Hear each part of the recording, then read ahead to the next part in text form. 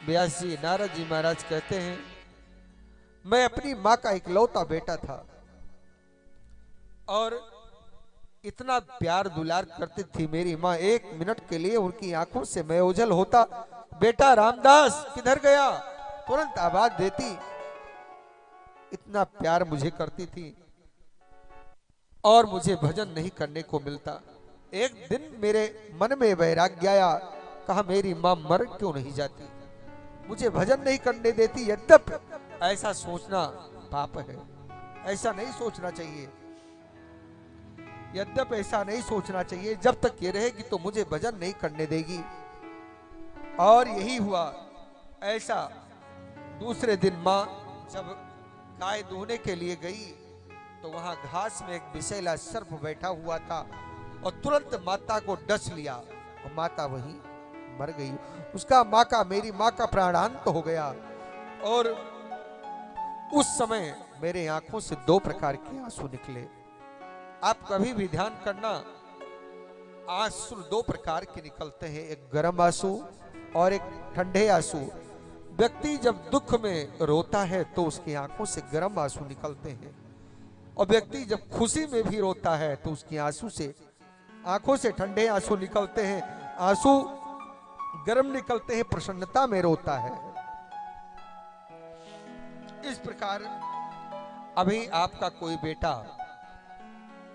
अपने कक्षा में प्रथम श्रेणी में आए, आकर के कहा माँ आज मैं अपनी कक्षा में प्रथम श्रेणी में फर्स्ट डिवीजन पास हुआ हूं, तो उस समय माँ अपने आंचल में छिपा लेती है, उसे लिपटा लेती है, इतना दुलार करती है, और उस समय जो आंसू निकलते हैं वो ठंडे आंसू हैं।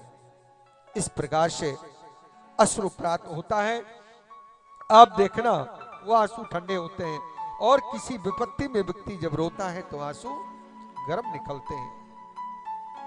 अब यही हुआ, नारद जी बोले मेरी आंखों में दो प्रकार के आंसू निकले, एक आंखों में गर्म आंसू, एक आंखों में ठंडे आंसू।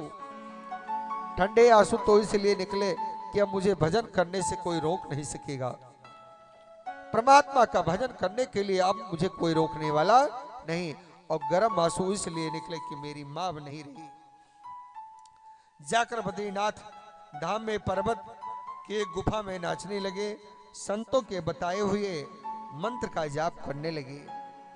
जो भी आप सबने मंत्रों का जाप किया उसी प्रकार ऐसा आनंद आया, मैं कीर्तन में तन्मय हो गया कि मेरे हृदय में मेरे कन्हैया का प्राकट्य हो गया। लेकिन व्यास जी एक क्षण भी वो झांकी अंतर दिखी, एक क्षण भी अंतर ध्यान हो गई और बड़ी जोर से मैं रोने लगा। जैसे झांकी अंतर ध्यान हुई, जोर से रोया। आकाशवाणी ने कहा कि अरे बेटा अभी तुम्हारे संस्कार शेष हैं, बाकी हैं, और अभी आने वाले समय में मुझसे मिलना संभव होगा, अभी कोई संभव नहीं है।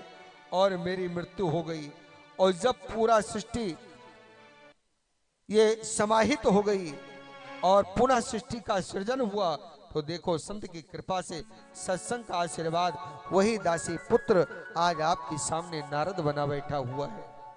तो व्यास जी महाराज, ये संसार में कोई काम असंभव नहीं है, कोई काम मुश्किल नहीं है। भगवान के प्रभु के पावन नामों का मैं गान करता हूं। बीड़ा मुझे प्राप्त हुआ, देवदत्तामिमां बीड़ां स्वर ब्रह्म विभूषितां। परमात्मा की कथा का मैं गान करता हूं। मेरे हाथ में प्रभु की दी हुई बीड़ा, और मैं कहना चाहता हूं कि व्यास जी जब संतों का आशीर्वाद से दासी का ये पुत्र नारद बन सकता है, तो आप वेद व्यास होकर के भागवत की रचना क्यों नहीं कर सकते? आप प्रयास करें, सब सही हो जाएगा। व्यास जी के हृदय में तो हो गई, लेकिन समस्या आ रहा है, कई देवर्षि नारद ने मुझे भागवत तो प्रदान कर दी, मैं उसका विस्तार किया, लेकिन मैं भागवत सुनाऊं किसे? जैसे तैसे सबको नहीं सुनाने वाली चीज है, उसका रसिक होना चाहिए। पता चला कोई बात वक्ता जब बोलता है, या कोई भी बात आपस में दो लोग बात करते हैं, कोई विशेष बात बोलनी होती है तो सावधान कर देते हैं। ध्यान दीजिए, इसी तरह शास्त्रों में बताया गया है, सावधानतया शृणु। सावधान होकर के, सावधान वक्ता भी सावधान कर देता है। और व्यास जी ने सोचा मैंने भागवत की रचना भी करी, नारद जी ने 4 मंत्र दिया, लेकिन मैं इसे सुनाऊं पहले किसे? सुनने का तो अधिकारी भी तो होना चाहिए। व्यास जी के हृदय में आवाज निकली कि वो अधिकारी तो केवल संसार में एक ही है, वो भी सुखदेव, मेरा औरस पुत्र। लेकिन मैं संसार वाले लोगों से मैं बोल दूं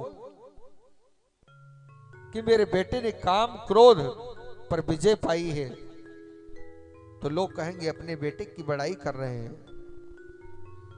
मैं इसे पढ़ाऊं कैसे? जब तक मेरे पास ये आएगा नहीं तब तक भी इसे पढ़ाया नहीं जा सकता। और कैसे बुलाऊं? वो तो ब्रह्म समाधि में लीन है। और जन जन में जब तक इसे किसी को श्रवण नहीं कराऊंगा, पढ़ाऊंगा नहीं, तब तक इस भागवत का जन जन में प्रचार कैसे हो पाएगा? संभव ही नहीं होगा। व्यास जी के हृदय से आवाज निकली, देखो 4 अंगुल की लंगोटी भी जिसके शरीर में ना हो, चौड़ा वक्षस्थल, लंबी भुजाएं, और ऐसे सुखदेव जी को खींच कर लाने का सामर्थ्य किसी में है तो कौन है? श्रीमद् भागवत महापुराण, और किसी में नहीं। अपने छोटे नन्हे नन्हे से शिष्यों को बुलाया वेद व्यास जी ने, और गिने चुने कुछ मंत्र छोटे छोटे रटा दिए और कहा बेटा जा करके जहां वहां सुखदेव समाधि में, निर्गुण समाधि में बैठा हुआ है, वहां जाकर के इन मंत्रों को गान करना,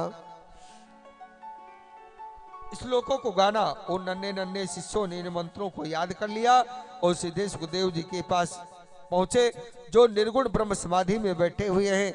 वहां जाकर उन्होंने बड़े सुंदर ढंग से मंत्रों को गाया। वरहा पीडम नटवर वपुः कर्णयो कर्णिकारम